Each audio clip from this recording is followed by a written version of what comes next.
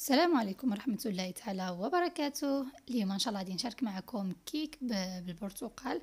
يعني كيك بسيط وموسمي وكنحضروه يوميا هكايا كيجينا ساهل، يعني يوميا هكا في وقت ديال في الموسم ديال البرتقال. انا خديت انا برتقال غادي نقيها ونطحنها، ولا كان عندكم نتوما البرتقال ديال العصير يمكن لكم تعصروه وتستعملوا يعني كاس او كوب ديال عصير البرتقال. صافي انا من بعد ما نقيت داك البرتقاله غادي نديرها في كاس ديال الخلاط الكهربائي، وغادي نطحنها مزيان حتى نتحصل على عصير، يعني كوب ديال عصير البرتقال. انا هنايا ضفت على داك البرتقاله تقريبا 4 كاس ديال الماء. صافي من بعد ما عصرتها غادي نصفيها، ويمكن لكم ما تصفيوهاش، انا يعني فضلت هكا نصفيها وصافي. بالنسبة للكيك هادي ناخدو 3 ديال البيضات يكونوا بحارة المطبخ، وإلا كان عندكم البيض يعني الحجم ديالو كبير استعملوا 2 ديال البيضات. انا عندي هنايا يعني البيض شوية الحجم ديالو صغير، استعملت 3 البيضات. درتهم في كاس ديال الخلاط الكهربائي، وضفت عليه كيس واحد بسكر بنكهة الفانيليا، وغادي نضيف عليه كأس غير مملوء سكر سنيدة أو سكر حبيبات. غادي نطحنهم كلهم مزيان حتى نتحصل على واحد الخليط شويه ثقيل وضاعف في الكميه ديالو. كما كتلاحظوا من بعد ما طحنته مزيان يعني حتى كيرجع اللون ديالو ابيض. ويمكن لكم ما تستعملوش خلاط الكهربائي، يعني الخلاط اليدوي يعني تحضروا به الكيك ديالكم. غادي نضيف عليه كاس غير مملوء كذلك ديال زيت المائده. غادي نطحن الكل مع بعض. من بعد ما طحنت داك المكونات كلهم مع بعض مع داك البيض، خديت واحد البول وفرغت داك الخليط في البول، وهادي نضيف عليهم كاس ديال داك الكاس اللي حضرت معكم ديال عصير البرتقال. غادي نشلل به غير داك الكاس ديال الخلاط الكهربائي اللي حضرت فيه الكيك وصافي، يعني ما طحنتوش. صافي كنفرغ داك البرتقال على داك الخليط وكنحرك باش كينسجم ليا مزيان مع داك الخليط الاول.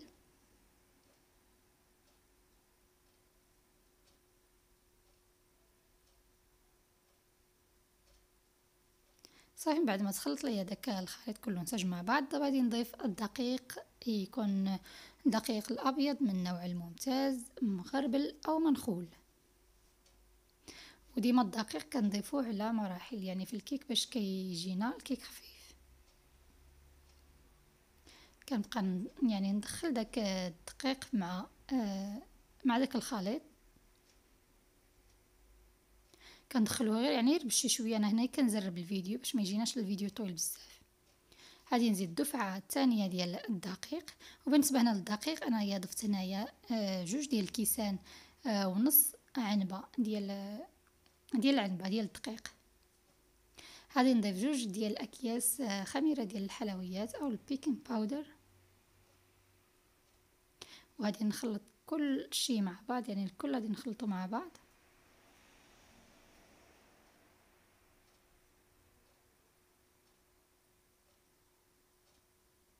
غادي نخلي الخليط ديالي جانبا، وهذه المره غادي ناخذ واحد البرتقاله كنغسلوها مزيان من القشر، لحقاش غادي نستعملوها من القشره ديالها. غادي كنغسلوها مزيان حتى كيتحيدوا منها ديك النقيطات اللي كيكونوا فيها كحلين، وكنقطعوها دوائر تكون رقيقه، يعني تكون واحد الدوائر يعني رقيقه بزاف.